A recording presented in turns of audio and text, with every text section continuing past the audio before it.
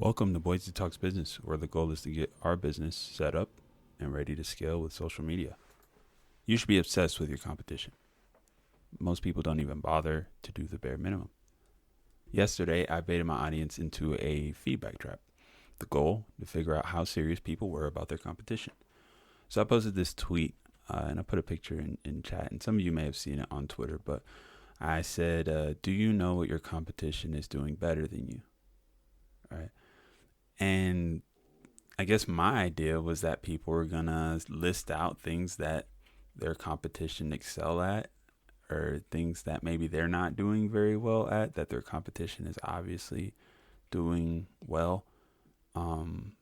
For newer people, I would expect them to say they have an established client list or whatever. And then for older people, they would give like an edge or something. I don't know. I was just expecting more, right?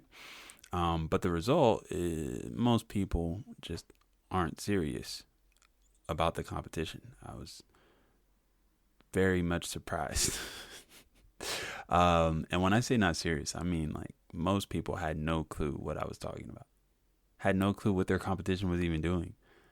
They would say things like they're making money, or like they're having success, or and I understand like that stuff comes with the territory. Like if you feel like you're not doing well, you just automatically assume that your competition is doing amazing, right? But that's not an accurate depiction of the picture. That's a biased picture, right? So when I was asking that question, I did some research of my own, and tried to figure out what the competition for me was doing better. And for one, they have a more organized process. They are more, I guess, punctual or regular when it comes to their schedules. They're more active on their platforms, engaging with their audiences, engaging with their email list. And their emails that they send out are more marketing rather than content. I guess here I'm duplicating content, which is fine. I don't mind the duplication of content, but I do want to get into more of the marketing space with some of these as well, to see what that would be like. But that's just my perspective. Like there was a bunch of things that I looked at and said, oh wow, oh wow, oh wow, right? And that's what I was expecting for other people to do, but I guess not. Like not a lot of people know what a competitive analysis is. And the truth is, they should be very concerned about their business. Why does competition matter? By no stretch of the imagination am I saying that competition is all that matters. But it is a very important aspect when it comes to business strategy. It should be a top priority in the early stages of a business when you're just starting out, and the late stages when you're already established. Competition is very important. And if you're early, you have a possible roadmap to emulate and improve, right? Like you're just starting, you don't have an infrastructure, you don't have like a proven system or process. The competition is already there. They're already doing what you're trying to do. You could literally take what they're doing, try it their way, and then revise it to incorporate what makes you special and what makes you better. And then right off rip, you have a product that is differentiated, proven, and unique. I guess differentiated and unique are a thing, but I wanted to list 3 things, so leave me alone. And then if you're a late stage company, you have a list of edges you can have over the market, right? So if you do, you're probably going to want to do a more broad competitive analysis and just evaluate what most people are doing and what most people aren't doing, and then evaluate what would have the biggest impact on your potential client or vendors or whatever aspect you're trying to improve, and then look at what the cost ROI is, or well, not cost, but just ROI in general of adding that or removing that, and then just mix and match, and whatever adds the most ROI, get you the most bang for your buck and doesn't stretch you, that is going to be the thing that puts you over the edge. And when people look at your business compared to the other person's who you just analyzed to be better than, they're going to see an obvious difference between you. All right. And a lot of people get into the habit of saying like, oh, I don't really care about what other people do. Like, I just want to do things my way. And that's cool. Like, I'm not saying you can't have your own style or flair. And I'm not saying that you need to be, sending spies into people's shops, but you should definitely have an eye on who is down the street from you. What are they pricing their stuff at? What are they offering with that? What about their process gets them customers? And is there anything about their process that you can use? It's all questions and reflection and learning. It's more data for you to pull into your business. In both scenarios, whether you're early stage or late stage, you're making a decision between superiority and mediocrity. If you want to be like everyone else, think like everyone else. Oh, no, I don't want to deal with the competition. I'm going to just do my own thing. That's what everybody is saying. And so you might have an incomplete, great idea. And using competitive analysis, you could easily complete that idea and make it a more well-rounded thing. Competition is a great thing. Would it be fun to race against yourself?